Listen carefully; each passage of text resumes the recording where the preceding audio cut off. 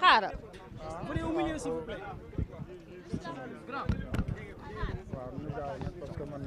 xoolal. xaaral doucement. C'est bon gars yi, c'est bon. non non non non xaar leen. Babacar, c'est bon. baax na. aywa yaa ngi dégg fii. waa xaaral. waa xaaral si xaaral doucement. Doo ma la xantil fil bi ah. Babacar rek.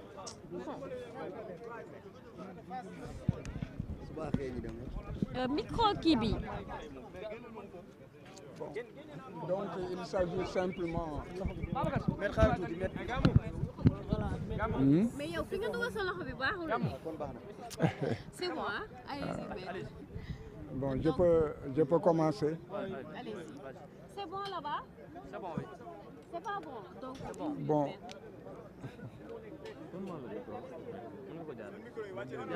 voilà wàcce leen tuuti micro. C'est bon Kébé.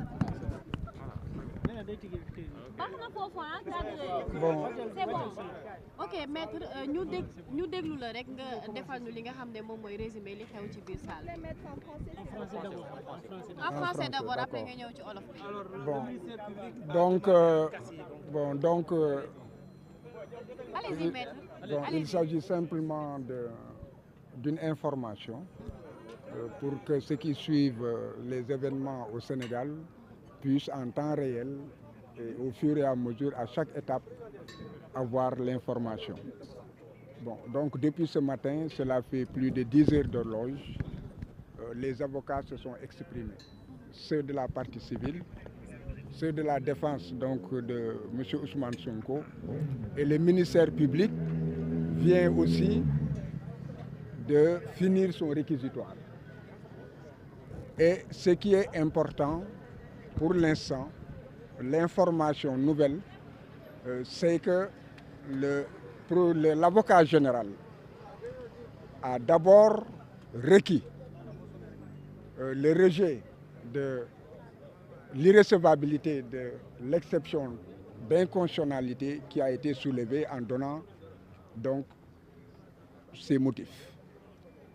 Ensuite, il a demandé à ce que le recours formé soit déclaré recevable. Enfin, il a demandé la cassation de l'arrêt rendu par la Cour d'appel de Dakar pour 3 motifs. Le premier motif pour violation de la loi, notamment les dispositions de l'article 711, en ce que la loi sénégalaise n'autorise pas aux juges de prononcer la contrainte par corps. Or, les juges ont prononcé la contrainte par corps contre Ousmane Sonko sans aucune base légale. Alors qu'il y a un texte de loi qui est très clair, la contrainte par corps ne peut pas en fait être prononcée lorsque l'infraction est assimilée à une infraction de presse. Deuxièmement, il a requis la cassation pour insuffisance de motifs. Tout le monde a pu suivre le procès et tout le monde avait pu aussi entendre M. Ousmane Sonko. M. Ousmane Sonko a dit que Mbaye Niang ne dit pas la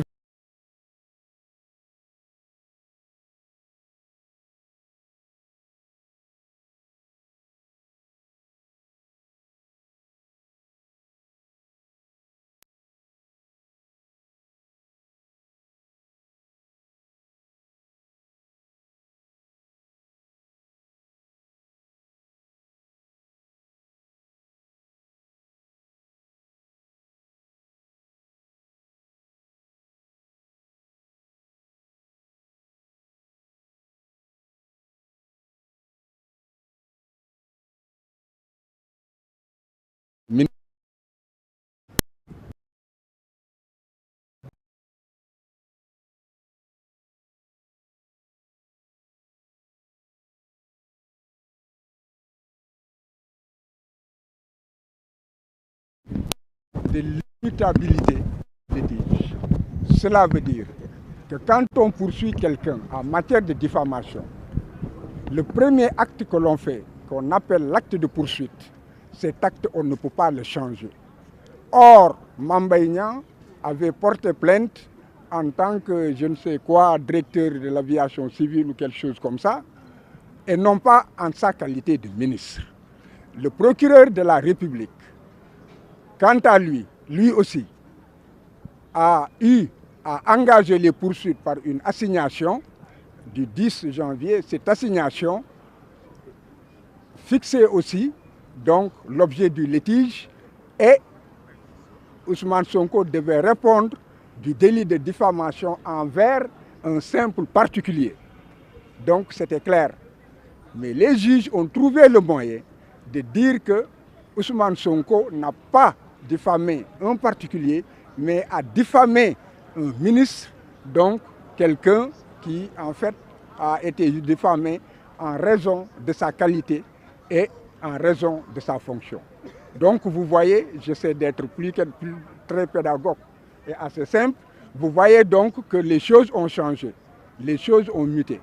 Et là, c'est ce qu'on appelle le principe de l'immutabilité du procès ou de l'immuabilité du litige.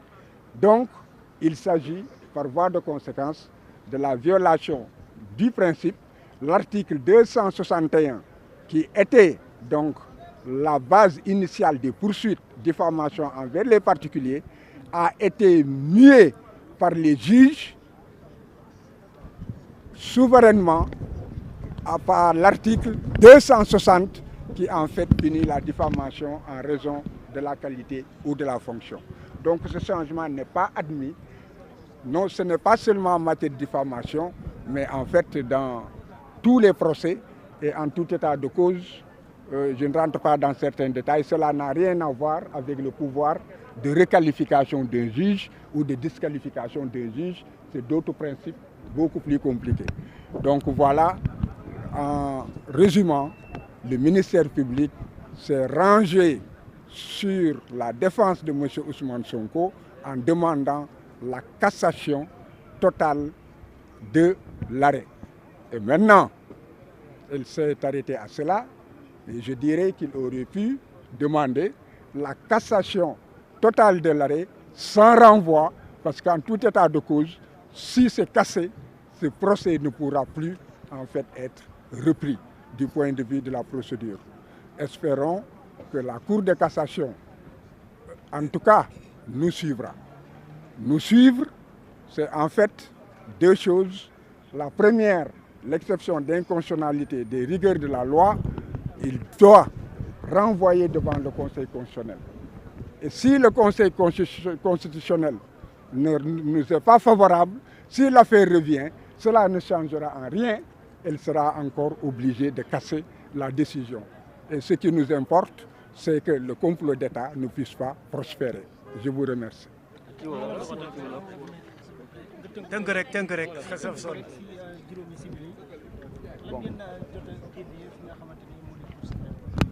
Bon, ci li ñuy tënk moom moo di que lu ëpp juróomi fukki waxtu ñu ngi fi léegi avocat yi ñëpp joxe nañu seeni lay mu desoon nag ki nga xam ne moom la ñu nekk moom moo fi toogal société bi mu di maanaam procureur général cour de cassation ki mu yebal ba mu dikkee dafa nekk ñaan bi ñu ñaan nekk nañu jël mbir mi jébbal ko conseil constitutionnel ba xam lan lay wax ci kaw ponk bi ñu jël teg tuuma Ousmane Sonko ndax tuuma boobu maanaam dafa méngoowul ak charte bi gën a kawe ci réew mi mu di constitution méngoowul ak charte yi nga xam ne que dafay sàmm ak yelleefu doomu aadama léegi nag yoon dafa nekk loolu bu fekkee ne yëkkati nga ko ci kanamu cour suprême wala cour d'appel ñoom waratuñu am sañ-sañ maanaam wéyal wax ci waruñu cee wax dañu war a xool ndax li tax ñu ñëw ci ñoom ñoom nan la tuddati yoon jox na leen sañ-sañ que ñu mën koo atte ñaareel bi ak li yoon wax noonu lañ war a def pour agsi si ñoom su fekkee ne que loolu jaar na yoon et que amul benn rëq-rëq bu fekkee loolu yëpp gox gis saytu nañ ko ba pare fa lañ war a yem dañu war a jël mbir mi jébbal ko léegi nag bu ñu attee bu ñu nekk bu ñu joxee dëgg bu boobaa wax ji kenn du mën a teg tuuma boobu nit ki duñ ko mën a tegati it bépp nit boo xam ne que maanaam war nañ ko mën a topp maanaam dañuy faase mbir moomu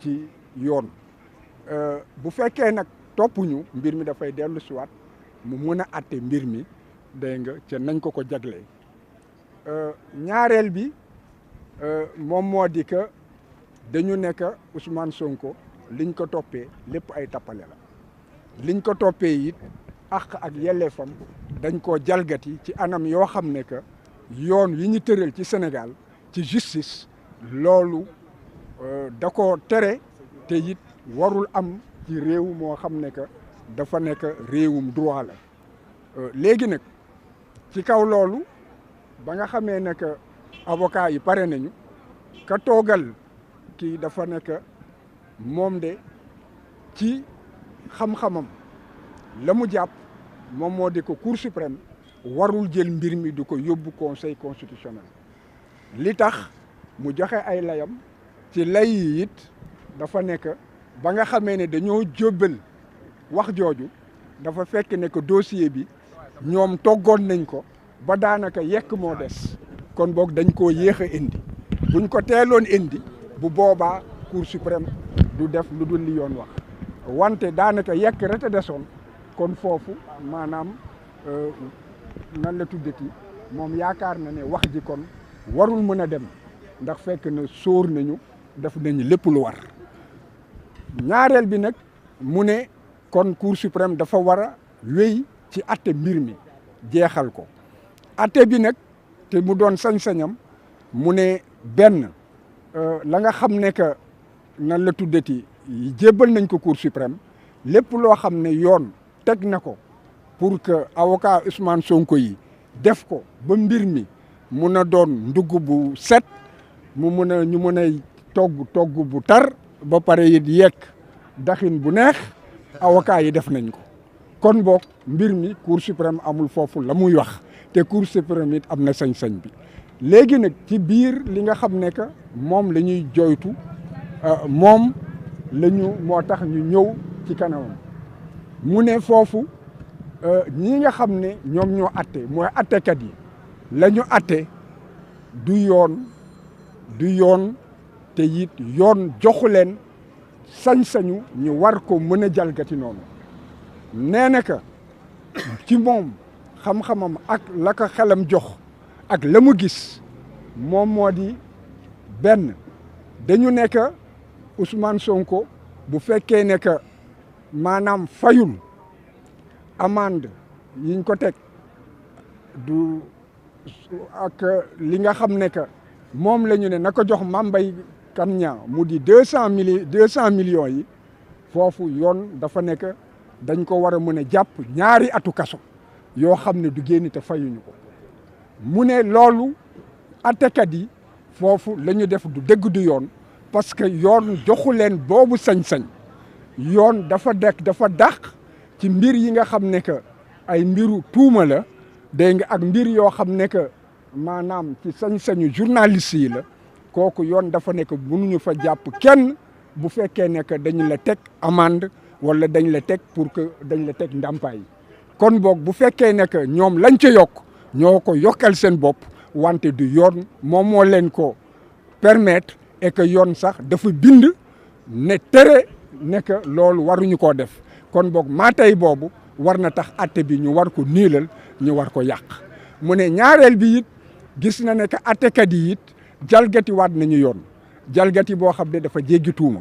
jalgati bi mu di que Ousmane Sonko dafa li mu wax dafa leer moom moo di que nan la tuddati bu fekkee ne que Mame Mbaye Niang nee na que ne rapport bi amul dégg nga waxul dëgg mu ne loolu ci yoon bi ñuy doxee xam-xam bi dafa leer moom moo di nit ki li mu wax loolu ngay jël xool yoon naka la koy toppee ndax lépp lu nit wax ak lépp lu nit def kooku yoon daf ci teg ponk te ponk boobu munoo jël beneen ponk nga jaawale ko wëlbati ko ñu ne kon boog bu juge yi taxawee maanaam ubbi seeni bët firi seeni moustache ba pare nekk Ousmane Sonko dafa nekk Mame Mbaye Niang ñoom ñoo jël la Ousmane wax ñoom ñu waxee ko ñoom nañ ko bëggee te loolu yoon da koo dàq kon boog loolu wane na ne que atte bi warul atte bi setul atte bi du ñagasul rek dafa di atte bu tilim boo xam ne que dañ koo war a faase dañ koo war a maanaam dañ koo war a tojati ko maanaam saayal ko ñetteel bi mu ne it li mu gis maanaam ci dossier bi dañu nekk nit ki mënuñu la topp nekk da nga gaañ nit ñu dem ba ci biir nga war a taxaw ñu lay atte ñu ne ah dañ la fi indi pour nga gaañ nit wante ñun liñ lay atte ñun tey bii nga taxaw ab càcc lañ lay toppee yoon dafa dàq loolu nit ke la nga koy toppee ba nga xam ne loolu la préparé war a ñëw tontu ci amut yoon joxul magistrat mu am sañ-sañ toppee ko leneen lu dul li tax mu ñëw te fii dañoo gis ne que Mame Mbaye Niang dafa porter plainte ne moom maanaam ab samba boy la ni Ciré Clédor boo xam ne que maanaam tuumaal nañ ko tuuma yoo xam ne ci loolu la wéyee ñaareel bi procureur it ba mu ne Ousmane Sonko kaay wuyu suñu atte la dafa ne kaay wuyu si parce que Mame Mbaye kat nee na que moom xam ne nit bu ñàkk solo la dégg nga dal nga ci kawam yàq nga deram toroxal nga ko.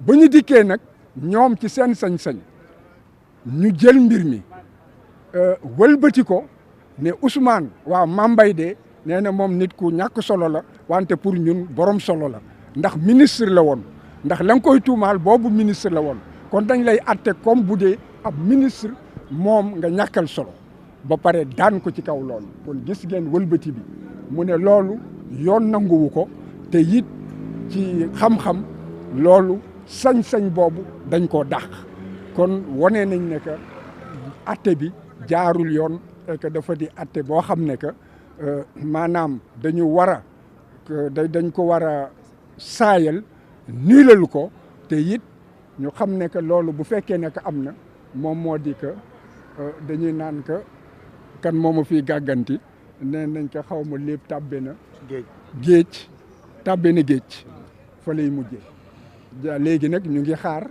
juge yi dem nañu ñu ngi xool ci seen biir ba xam ndax dañuy jël mbir mi jébbal ko conseil constitutionnel wala ndax la nga xam ne que moom la avocat général bi wax mooy ki fi taxawal maanaam société bi nekk nañ ko atte mu jeex dégg nga lan lañ ciy def buñ ko attee mu jeex it est-ce que ñun la ñu wax ak la avocat général bi wax nga xam ne dafa méngoo parce que ñun yooyu ni mu ko waxee noonu lañ ko waxee noonu